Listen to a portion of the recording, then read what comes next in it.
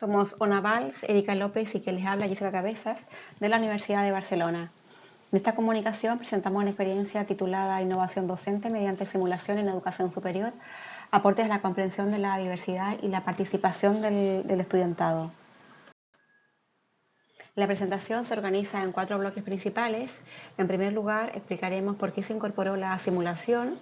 Después presentaremos el diseño metodológico y la secuencia de la experiencia.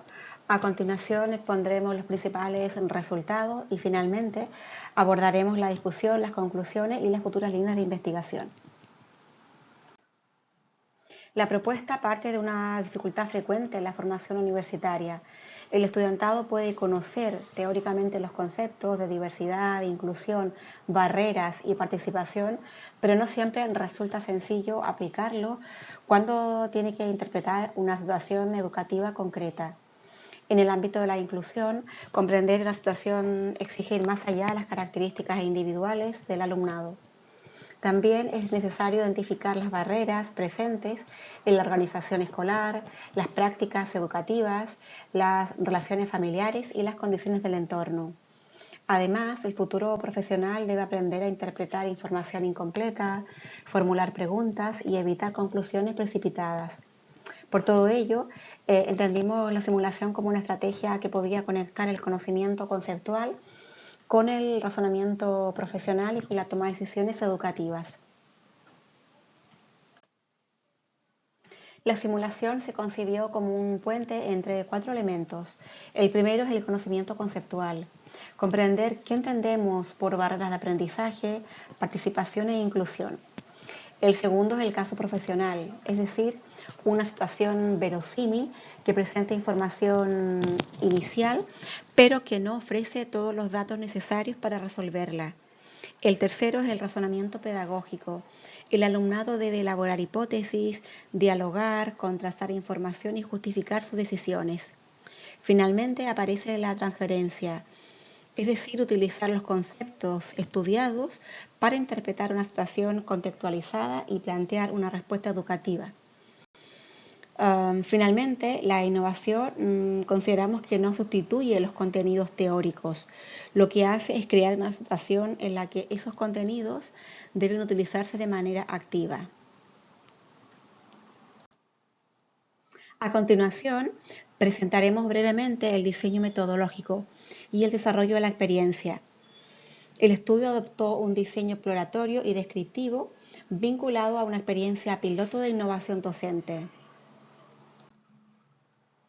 El objetivo de esta experiencia fue explorar cómo la simulación favorecía la comprensión del enfoque de barreras para el aprendizaje y la participación en estudiantes de primer curso de pedagogía. Es importante precisar que no se pretendía demostrar causalmente la eficacia de la simulación. No se incorporó un grupo de comparación ni una medición previa. El objetivo era identificar cómo el alumnado interpretaba los aprendizajes derivados de la experiencia y qué elementos conceptuales aparecían en sus respuestas.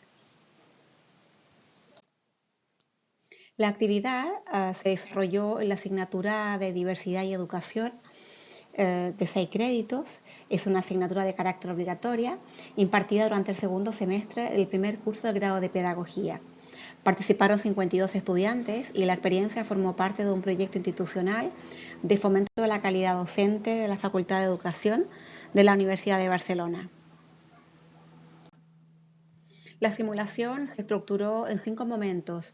En primer lugar, presentó un caso de diversidad escolar construido como una situación profesional verosímil. En segundo lugar, el alumnado debía analizar la información disponible e identificar qué datos faltaban para comprender adecuadamente esta situación. En tercer lugar, se incorporó el diálogo con la familia. Este momento permitía ampliar la información, contrastar las primeras interpretaciones y evitar que las conclusiones dependieran únicamente de la perspectiva escolar. Posteriormente, el alumnado debía formular hipótesis sobre las barreras que podían estar influyendo en el aprendizaje y la participación. El reto consistía en diferenciar las características personales de las condiciones generadas por el contexto. Finalmente, se solicitó formular propuestas de apoyo efectivo y educativo fundamentadas. El aprendizaje central aparecía, por lo tanto, cuando el alumnado tenía que tomar decisiones pedagógicas a partir de una información incompleta. Después de la experiencia, se formuló una pregunta abierta destinada a recoger las percepciones del estudiantado sobre los aprendizajes adquiridos. Las respuestas fueron anonimizadas y se utilizaron con el consentimiento del alumnado. Para este primer análisis se trabajó con 15 respuestas escritas. El análisis fue interpretativo y se orientó a identificar tanto los aprendizajes que emergían como las tensiones conceptuales presentes en las respuestas. El interés no estaba tanto en cuantificar el impacto de la actividad, sino más bien en comprender qué aspectos había reconocido el alumnado y qué interpretaciones requería todavía un mayor acompañamiento docente. El análisis permitió identificar 5 aprendizajes principales. El primero fue la importancia de la entrevista familiar. El alumnado reconoció que la familia constituye una fuente relevante para ampliar y contextualizar la información. El segundo fue la necesidad de realizar una triangulación profesional contrastando distintas miradas antes de tomar una decisión. El tercer aprendizaje consistió en diferenciar entre características personales y barreras contextuales. Algunas respuestas comenzaron a desplazar la explicación desde el supuesto déficit individual hacia las condiciones del entorno. En cuarto lugar, aparecieron propuestas de apoyo orientadas a facilitar la participación en lugar de limitarse a describir las dificultades.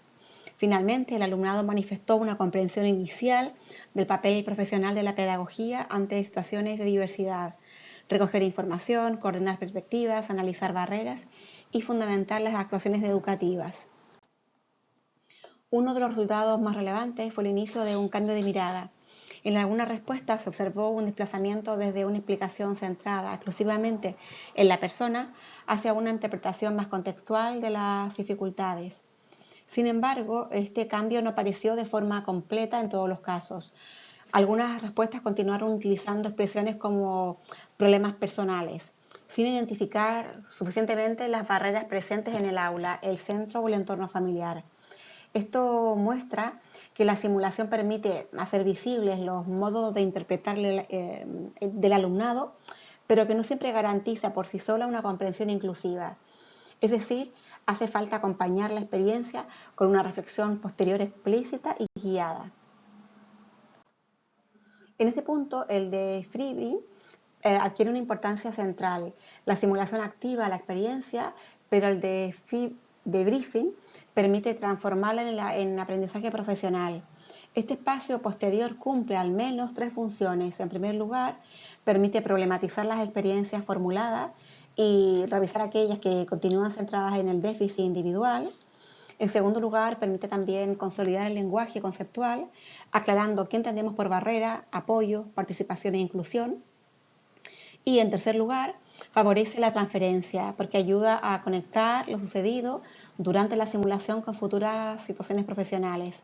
Por lo tanto, el debriefing no debe entenderse como un comentario final del docente, sino como una fase estructurada de análisis, contraste y reconstrucción del razonamiento desarrollado durante la actividad. A partir de la experiencia identificamos 4 implicaciones para la docencia. La primera es la necesidad de diseñar casos verosímiles. La situación debe ser realmente compleja y contextualizada y no debe poder resolverse mediante una respuesta única. La segunda consiste en hacer visible el razonamiento. No importa únicamente la propuesta final, sino también qué información se utiliza, qué hipótesis se formulan y cómo se justifican las decisiones. La tercera implicación es guiar el lenguaje conceptual. Expresiones como problema personal no pueden sustituir el análisis de las barreras que dificultan el aprendizaje o la participación. Y finalmente, es necesario cuidar el cierre reflexivo. El aprendizaje no acaba cuando finaliza la representación, sino cuando el grupo analiza lo sucedido, contrasta perspectivas, conecta la experiencia con los contenidos académicos. En relación con futuras líneas, es necesario ampliar y diversificar la muestra, incorporar estudiantes de distintos grupos y cursos, En segundo lugar, convendría utilizar diseños con mediciones anteriores y posteriores a la actividad, porque permitiría analizar con mayor precisión cómo evoluciona la comprensión del enfoque de barreras. Esta triangulación también permitiría estudiar no solo qué respuesta final formula el estudiantado, sino también cómo construye sus hipótesis, cómo revisa las interpretaciones y cómo fundamenta sus decisiones. Para finalizar esta presentación, queremos agradecer al estudiantado su implicación, su participación y disposición para poder reflexionar durante la experiencia. Sus aportaciones hicieron posible el desarrollo de esta propuesta y también fueron fundamentales para poder identificar tanto las posibilidades formativas como también los aspectos que requieren mejora. Dejamos la referencia por si alguien quiere ampliar o profundizar alguna información. Y damos las gracias en nombre de mis compañeras y el mío propio, vuestra atención. También nos dejamos nuestros contactos para cualquier duda o sugerencia que nos queráis realizar. Muchísimas gracias.